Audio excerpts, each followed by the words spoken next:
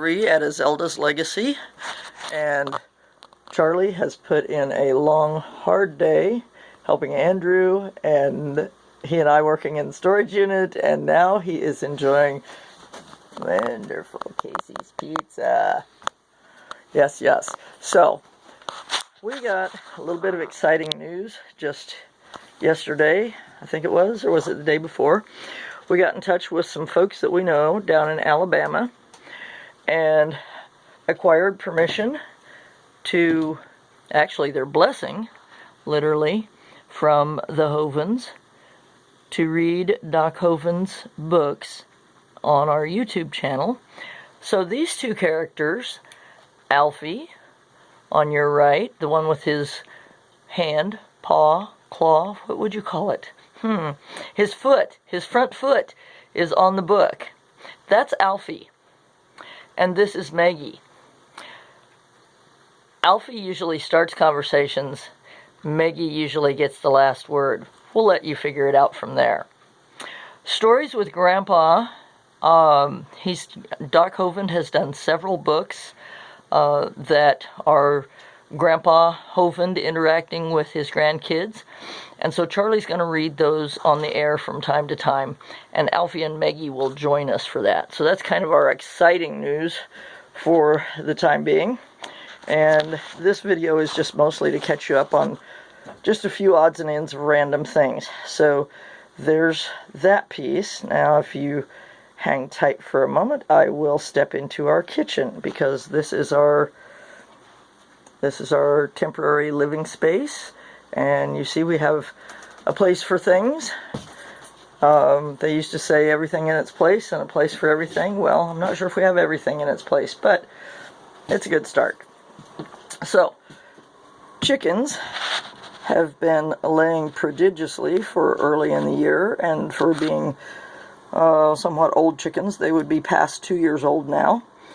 There's 12 of them, and this is 9 eggs for today. We've been running anywhere between 9 and 12 out of 12 hens, so that's really, really pretty good. And then we're going to change scenery one more time, well, a couple more times. Okay, last summer, some of you wondered what I was doing with my onions, because I braided them up in strings like this.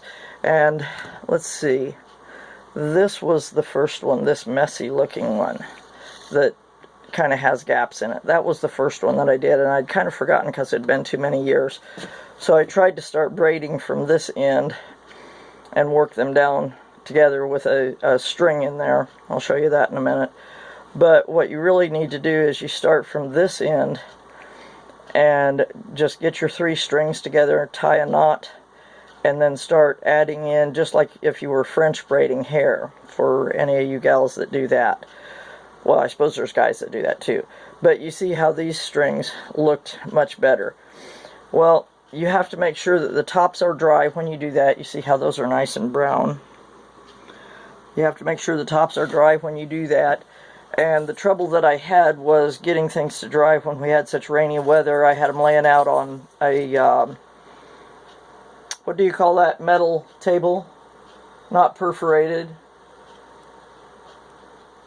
It's like a grating.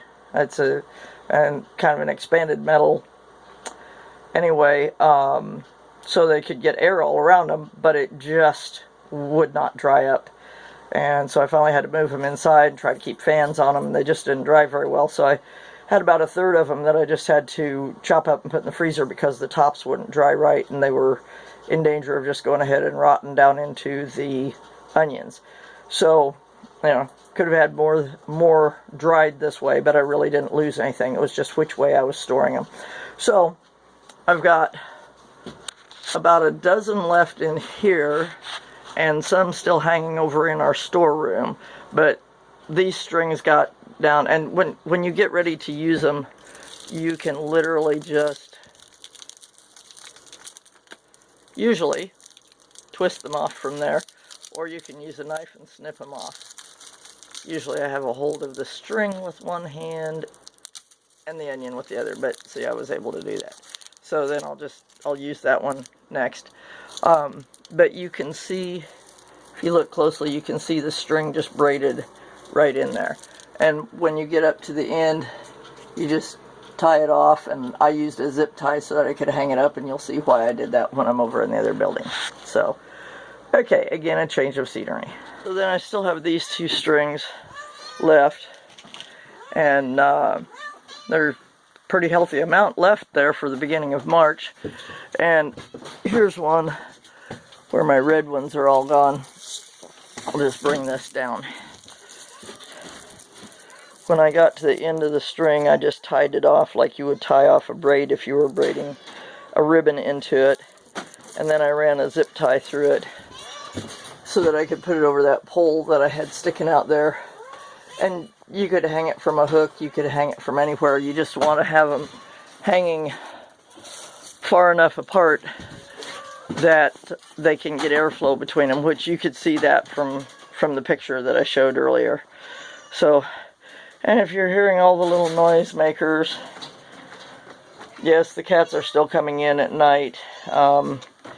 It should actually be warm enough tonight that they could be out, but we've been bringing them in and feeding them, so there may be a few more cold nights, so that's, you know, we're just sticking with a habit. But as the nights get to where they're consistently warm, they will be outside. And finally I've figured out a place and a pond situation to make for the turtles so that they can go live outside permanently and have enough dirt to burrow in when it comes winter time. And then this crazy girl that did not rehabilitate well, so she's a little too acclimated. But let's see, she would be 8 years old this year. And since life expectancy for your average squirrel is 1 to 2 years, well, she's happy enough at that. And I'm not going to try to manage her while I have a camera on and while I have a gap into the further room, which is a shop, and the shop door is open. So she would become lunch for some coyote tonight. So there's that, and our messy little storeroom. So now, one last change of scenery. So I'm out here in our chicken yard area, and the last cold snap that we had came with wind, and so I came out here to have a look-see in the morning, came out to feed. Well, we had put these tarps over the top of the trailer, not that it would actually add a layer of warmth, but so that it would maybe let the snow stick to it a little bit better than the horse trailer was. It was just melting right off of the horse trailer and sliding down. So we put this tarp over it and spread it up to about where that streak is, maybe a little further. And then we put that tarp up over the nose. So the front one was laying over the back one. I came out here that cold morning, that last cold morning, and that tarp was still up over the front. This one was sucked out from under it and was draped down over these doors. So you can imagine that's been fun to try to get in and out of there. And I believe the light is still on, so we will visit the feathered little children. You know, so many times when I come out here, I think of the song, All God's Children Got a Place in the Choir. Some sing lower and some sing higher, some sing like a bird on a telephone wire. I don't think these birds will ever get up on the telephone wire, but I'll try not to blind you with the light. There they are. And Yance is most offended that I am in here waking his girls up. But there's still some of them looking around for some of the scratch grain that I throw to them at night. And they do a good job of stirring up the bedding in here so that it doesn't become just a big pile of poo. And that's Fancy over there in the end. I just don't know. She's got to be a mixture of breeds. But she almost seems like she wants to set. And then this one, let's see, is it the one perched here? Yes. This black one perched here. She'd be an Australorp or some kind of a Australorp mix. And she almost wants to go broody on me. So out of those two, I might let one of them sit on some eggs. We'll just have to see. Anyway, Yance is going to crow for us. And his brother almost looks like he wants to wake up and maybe do something. I'm sorry, that's not Yance. That's Ken Ring over there. This one's Yance over here. Usually Yance is the one that fusses at me. And Ken Ring is the one that sneaks up behind me and wants to flap at me like he thinks he's big enough to do something. So, anyway. There's all my little chickabiddies bedded down for the night.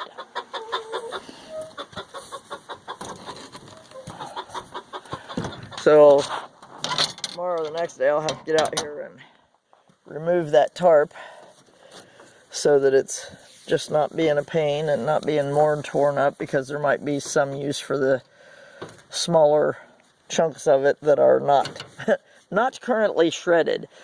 When we put it on here back in the cold part of winter, what we did was we draped it way down here, and you may recall some of the videos, or you can go back and find them if you haven't seen them, but we had it draped down to the ground on each side, as you can see, and we had it packed down with snow of about this high, about where that rope is tied.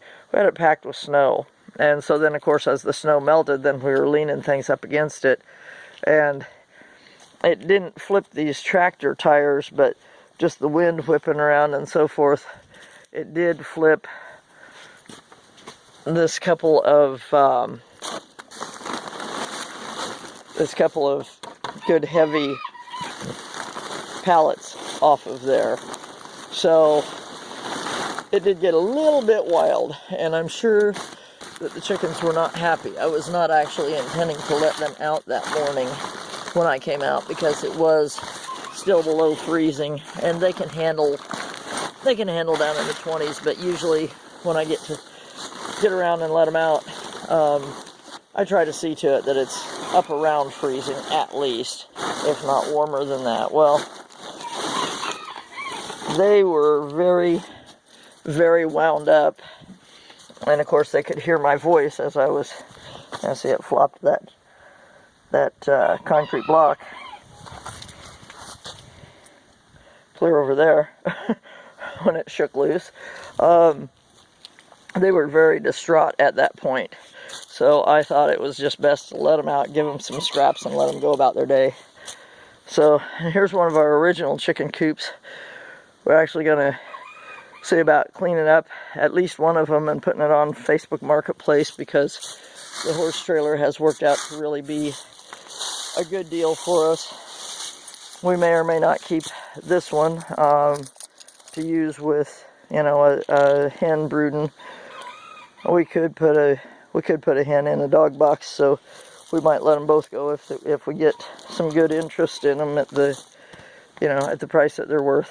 So got them new, used them a few months, and have just found that the horse trailer over there is doing a good job for us. So we'll see. Anyway, that's kind of all the random things I was gonna share, catch you up on. I believe Charlie has made a little bit of a video that we may post before this one, where he told you about our exploits for today and why he's so tired. So I'm not going to get into all of those today things. I'm just going to leave it go at that. And it's just a nice, dark, lovely night out here. I want to say it's still in the upper 50s, maybe even low 60s. So,